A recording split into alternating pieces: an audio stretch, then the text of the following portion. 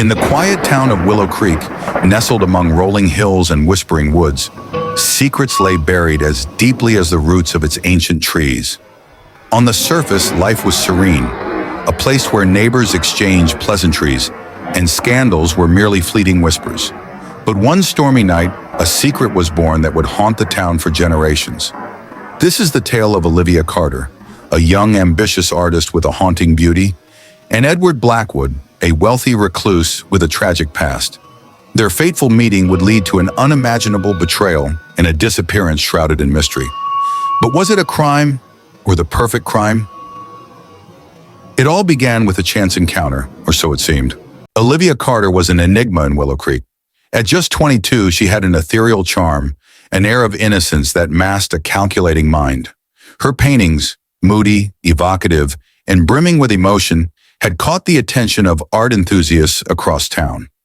Among those captivated was Edward Blackwood, the 70-year-old patriarch of Blackwood Manor. A widower with a penchant for art and a fortune rumored to rival royalty, Edward had spent years in isolation, but Olivia's work stirred something within him. To Edward, Olivia's art wasn't just beautiful, it was hauntingly familiar.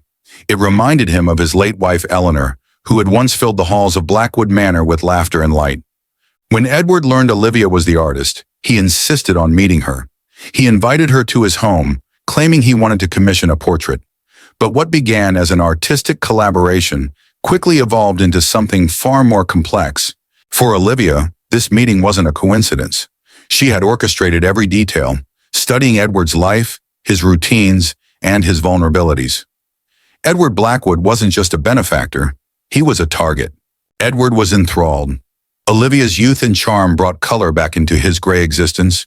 She became his confidant, his muse, and the center of his world. But Olivia wasn't there to brighten Edward's days. Beneath her sweet demeanor lay a mind as sharp as a blade, calculating every move.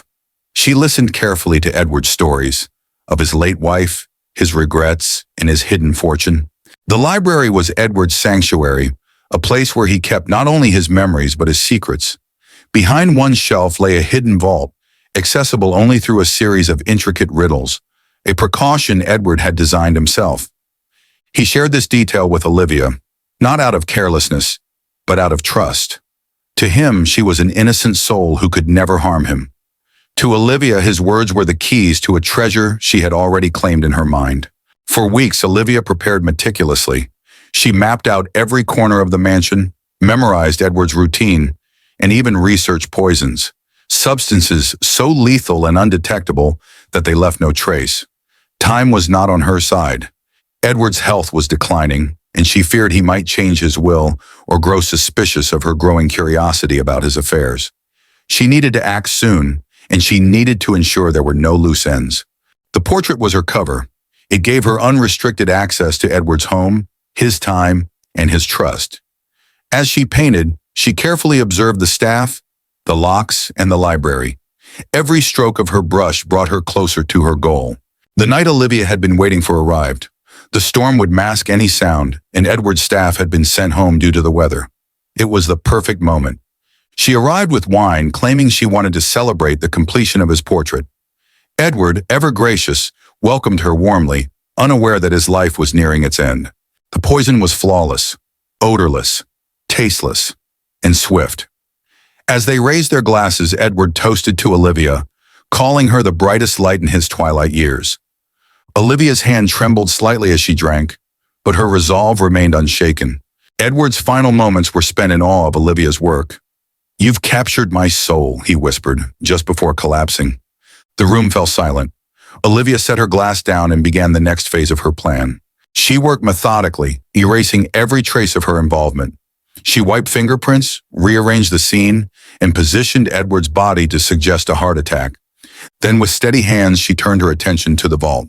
The vault was a treasure trove: cash, gold, rare jewels, and documents that could ruin the powerful. Olivia took only what she could carry, careful not to draw immediate suspicion. By the time the storm subsided, she had vanished into the night, leaving Blackwood Manor eerily silent. The news of Edward Blackwood's death shook Willow Creek.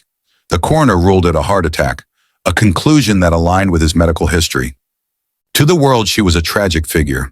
To herself, she was victorious. But not everyone believed the story. Edward's estranged nephew, suspicious of Olivia's sudden rise to prominence, hired a private investigator. The investigator uncovered troubling details: Olivia's sudden wealth, her intimate knowledge of Edward's affairs, and inconsistencies in the timeline of his death. Olivia denied every accusation, her composure flawless. The evidence was circumstantial, and no charges were ever filed. Years later, Olivia's name is spoken with reverence in the art world. But in Willow Creek, whispers persist. Some believe she murdered Edward Blackwood. Others see her as a misunderstood genius.